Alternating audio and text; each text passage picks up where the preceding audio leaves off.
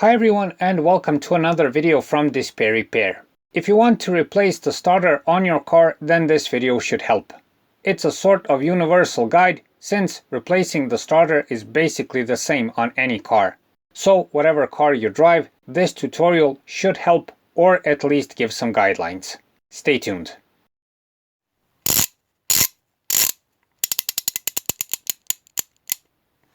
DisplayRepair.com.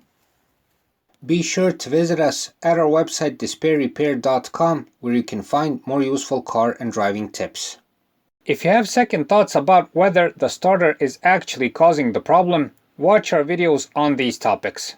One video will show you the most common symptoms of a bad starter so you can recognize the problem, and the other will show you how to diagnose and conclude if the starter is bad. The links for the videos are in the cards in the corner or in the video description. Before you start, we recommend checking one very important thing. That is, can you actually reach the starter on your car? In our example, there is no problem accessing and replacing the starter, so it's a simple job. But on lots of cars, especially ones with bigger engines, this can be a problem. To replace the starter, it may demand lots of additional dismantling of various plastic covers, engine mounts, various other kinds of mounts, and so on. It can turn out to be a big, tedious, and risky job. So to avoid getting into trouble, inspect the engine bay, see where the starter is, and assess if you can do the job without getting into trouble. Regarding tools, in most cases, the standard set of tools will do the job. So a ratchet, long and short extensions, sockets, a couple of spanners and screwdrivers, and that's that. Again, this heavily depends on the accessibility to the starter. In our case, the basic tools were enough. Regarding this, it's again good to make an inspection and see what you need before you start and prepare it so you don't get in a tight spot in the middle of work. Before starting, make sure to take the necessary safety precautions. These would be to take out the ignition key, to put the car in park or neutral, depending on what type of transmission you have, and pull the handbrake. Also, we recommend lowering the driver's window so you have access to the passenger cabin when the battery clamp is taken off. If you're going to jack up the car, make sure to do so properly and safely and ensure that it is 100% safe to go under. Now for the most important part. Take off the minus battery clamp and tuck it safely aside. Do not start the replacement under any conditions until you do this. Otherwise, you may cause a massive short circuit or even worse. Also, since you're disconnecting the car's power, keep in mind that you may have to re-enter various radio or other codes, set the time again, and so on. First, we'll explain the basic principle of what you're going to do. You will first disconnect the cables and wires from the starter. Then you will release the bolts holding the starter to the transmission housing. After this, you will remove the old starter and insert the new one. If you should have problems finding the starter on your car, always look where the engine and transmission meet.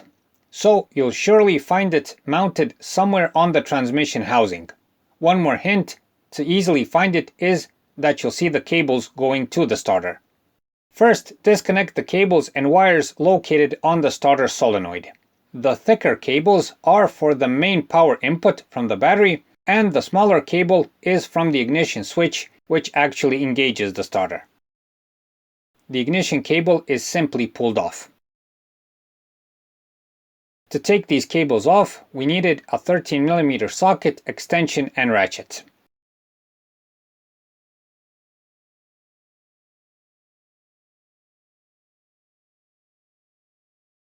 Push the cables aside and watch that you do not damage them. Next, release the screws holding the starter. The screws are usually 13mm, 17mm, or else you'll notice the screw heads on the transmission housing.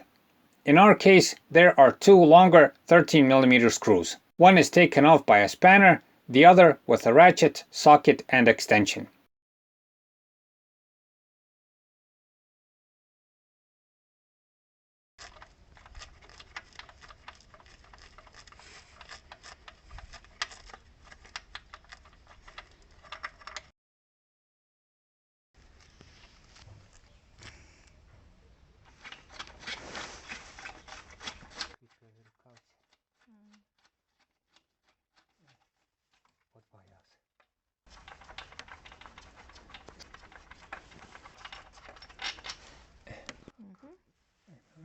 As you release the screws, you'll notice the starter moving. Hold it with your hand so it doesn't drop accidentally. Slowly wiggle the starter out. Watch that you don't damage any of the surroundings.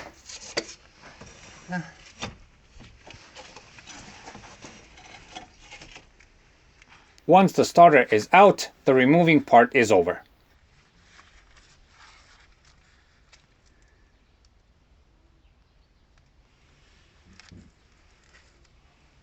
Now it's time to insert the new starter. Insert it into the transmission housing and make sure it fits properly. In this case, there is a convenient small guide on the starter housing that helps align it. In our case, we're not returning a new starter, but the old one that we previously fixed.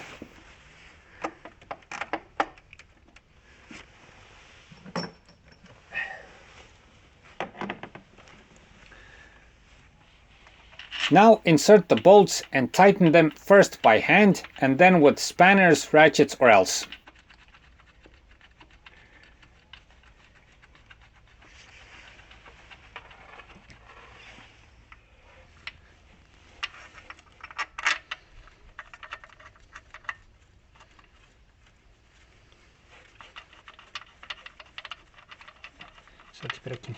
Tighten well, but don't use too much force since the starter housing is made out of aluminium.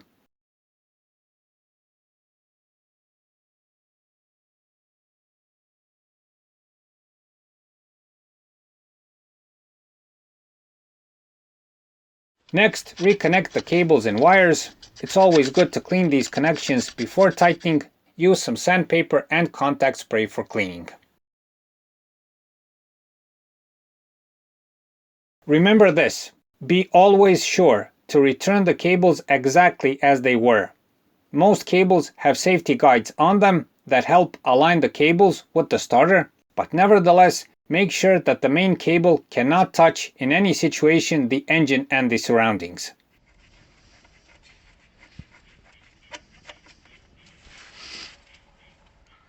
When tightening the main cable, do not use too much force so you don't crack the solenoid housing. After this, reconnect the ignition cable.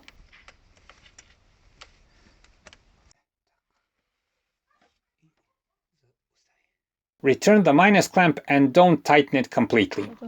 Then try starting the car.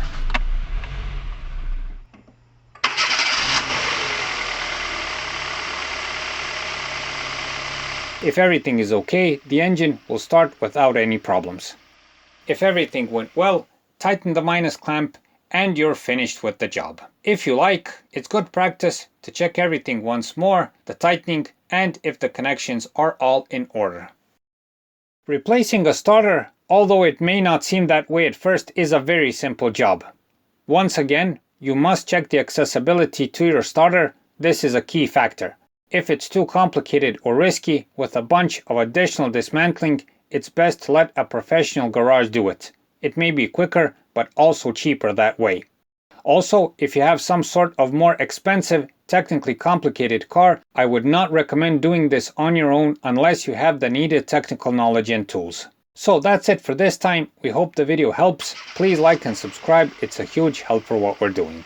Thanks for watching and thanks for your time.